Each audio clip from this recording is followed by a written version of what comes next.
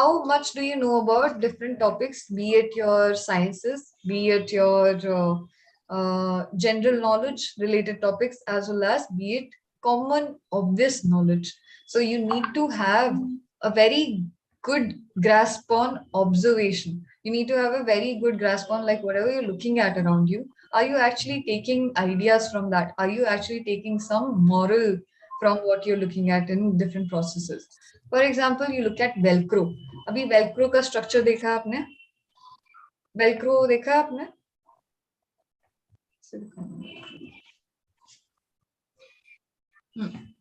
This is Velcro, right?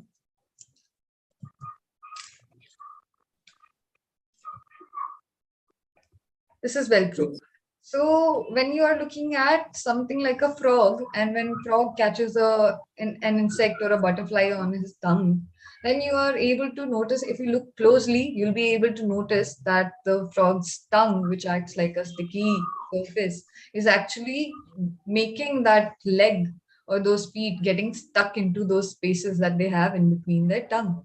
So when you're looking at that kind of a structure, that is what the inspiration for this came from. So when we are taking inspiration from real life things and then making products which are relevant according to that, or we are taking like, okay, maybe I can experiment like this, maybe I can make it like this. Look at Hawa Mahal. Hawa Mahal आपने देखा है? What? Hawa Mahal. You've seen? Yes. Yeah. So Hawa Mahal में आपने देखा कितनी सारी, there are like windows like in that space. So there is no air conditioning that you need in that space because there is so much ventilation happening. So another thing that you notice over there is when you look at different ant hills or hills of like, so that are made by moths. So moth hills or ant hills that you look at, those also have the same kind of structure. There is constant ventilation windows made over there so that like the space can keep itself cool without or termite mounds are also like, if you look at those structures, they're taking examples from these spaces and then devising a space for human beings. Same way, bullet train, when you look at it, bullet train also is taking inspiration from a kingfisher's beak. When it goes into the water and takes a fish out without making any disturbances in the water, without making much sound. So when the bullet train moves with that structure, so you see now the bullet train is more tapered towards the end when you look at the face of it. But when you look at metro or any other train like that, that is more rounded, much more flatter on the face. So that shape actually enables it to travel faster without making a sound. So the idea came from kingfisher. Same way when you think of these kinds of things, these are called biomimicry. So when it comes to UCEED, they want to know that you have a knowledge of these ideas as well, or they'll give you a product and then you have to think about experimental ways to come up with an idea which is coming from your fauna inspiration or coming from some other place of concept. Okay. Then other kinds of questions that could be there are related to different art forms, related to different art movements. So if you've heard of surrealism, or you heard of expressionism, these kinds of art movements are also required to be covered, because like you might have a painting that they've given you and then they can ask you, the artist who created the following artwork is called dash, and then you have to guess who's the artist who made this artwork. Then the next question could be the place that the artist belongs to is. Now if you do not know where the artist was from, then how are you going to answer that question? So these, some of these things we'll have to cover. We'll have to like, not like maybe really in depth, but we will be covering each and every art movement that happened with the most famous painters with their most famous paintings, as well as how to look at that art style, how to identify that art style.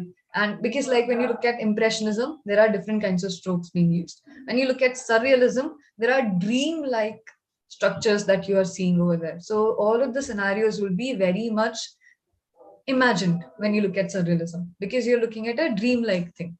So wherever you see like unrealistic things too much, you know that it could be going into the surrealistic thing. And you look at cubic forms a lot, you know that it might go into cubism. When you see that continuous stroke that I was talking about, you know that it is an impressionism. So after learning these tricks, you will be able to recognize which goes into which category and how to think about art forms through like these tiny, tiny elements.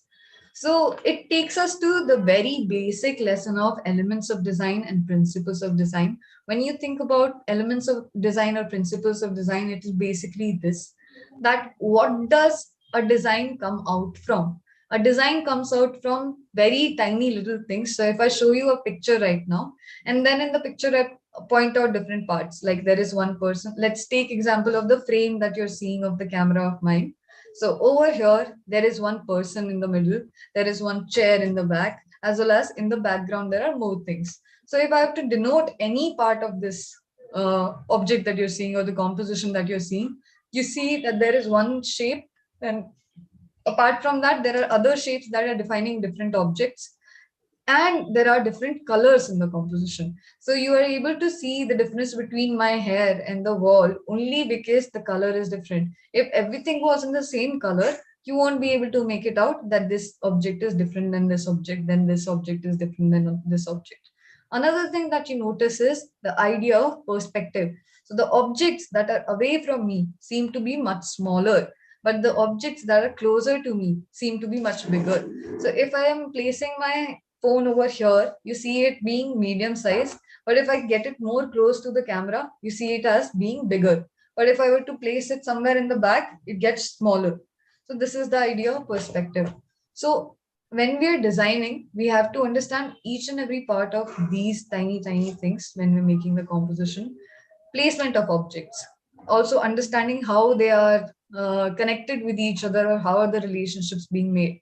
Because I'm sitting in this room on this chair against this background, you can make out that I am a teacher over here. If I was sitting in a very colorful room and I had like a very kiddish chair behind me, you wouldn't be assuming that I am teaching in this space. You would be assuming that maybe I'm a creative person with like eccentric taste in furniture or something like that. So you have to always define places according to what you are able to see in visual hierarchies as well as visual connectors. So, especially as a graphic designer, you will be making like brand identities and all of those things. So, you'll be making logo designs, etc. So, when you are making those things, you have to know what elements of design are. You have to know how to use them using principles of design like contrast. You must have heard of contrast. Yes. So, contrast is about how light and dark colors are looked at. Then you definitely would have heard of repetition. So when you look at one element and it's being repeated in a design over and over again, especially when you look at prints. So I don't have a best example, but over here you see there is a print over here, no? Yes. Tiny, tiny flowers, but all over Yeah. you see these tiny, tiny flowers. So this is what a repeat is. So this is also one of the principles of design. So all principles of design are damn simple, very, very simple way to look at these elements that you're looking at, or like placing them in a composition. So if I make a person sit in middle of a composition, then he becomes the subject. But if I were to introduce two people in that frame, then I would make one person sit here, one person sit here, and then the attention divided would be equal. If I place any element on one third also, then also the attention is not so much on the person anymore as much it was when I was placing the element in the middle. So placement also is another compositional element that you think of. Let me just quickly take you through different topics that we will cover during this, plus different topics that I'll be mentioning about, because like this is not that long a session that we can cover so much. So I'll try to cover as much as possible. Just give me a minute. I'm sharing a presentation.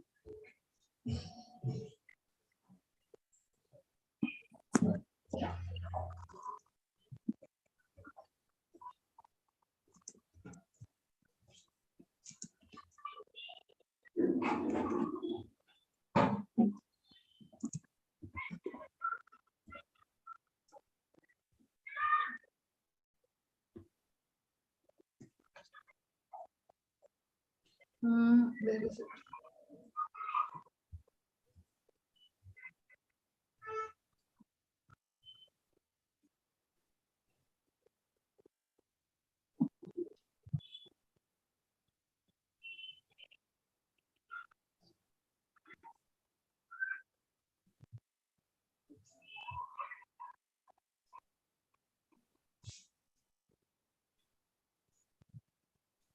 Yeah. So starting with memory details.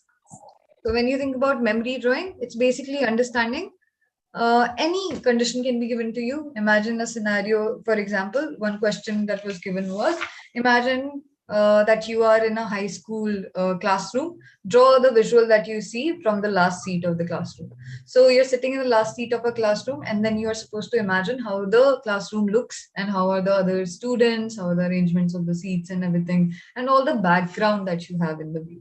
So in this question, it totally depends on how you approach the drawing. So you can make the drawing like you can make like two students fighting amongst each other and the rest of the class is paying attention to them, something like that. Or you can show like a competition is going on in the class or a test is going on in the class. So any special kind of scenario if you're showing, you get extra marks for it. But if you're making like a normal visual also with all of the details that you can imagine, so the switchboards in the class, if there is a presentation, like in the class there is a projector, then you will also make other parts of it that you can think would be connected to it. So there should be a slider that should be used with the presentation or something like that. Then other things that you can think of are like supplies of the teacher. So if a teacher is in the class, then obviously they're going to keep their things on the table at that time. As well as you're going to think of the students. So if the students are in the class, what are the activities that they're doing? Not all of the students in the class, even if the class is going on, are going to be studying. So some of the students you can show as the ones who are more lax, like someone who's like just lying down on the seat, not like paying attention. Then there could be kids who are doing their own thing. So you have to show more and more relation to what you have seen in actual classroom. Okay. So whenever you're trying to draw memory drawings, be it like something like a train station drawing, be it something like a mall drawing or a drawing from any other place that you can imagine, try to get human connections over there. Try to show like some element that you think you observe and that maybe like is repetitive over these kinds of places, then you can always add those. When it comes to details, thinking of like the expressions or the changes in expression is what this particular storyboard is showing. Then this is material study. This will also be one of the lessons. This is part of your drawing lessons that we'll be doing. So in material study, we will be learning how to approach different materials. Whether one thing is made out of glass, which is something which lets the light permeate through it. So the kind of highlights you will see here are going to be very different from when you approach something like steel or something like gravel or sand. So we will learn about textures, we will learn about different shading techniques and start with material study. Then this is the memory drawing that I was talking about, the train station. So this is another example that you can think of where you are using memory drawing. Over here, what you have to think about is if the people at the train station are waiting, then you can show that waiting for an expression. Like in the back, you can see this person is quite tired and they're like now bent while sitting also. Same way, like the positions that the people have taken, they're not very energetic because the people are not expecting something to happen. There is already a train on the station. They know that this is not the train for them, and they're just waiting for their train to come over there or the people they are waiting for. Depending on that situation, you can make different scenarios. Over here, you see this tiny detail makes a lot of difference. The bottles that are kept like haphazardly near the stations, like which people go and like distribute on the train as well. So these kinds of thing, if you notice and if you put in your drawing, then you will get extra marks because you're actually observing what is happening around you.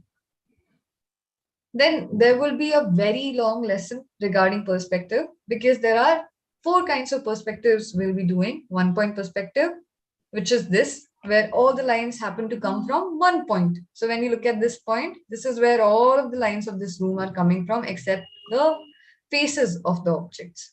So I'll make you understand that. It is damn simple. So do not get confused if you do not understand perspective. If you do understand perspective, great.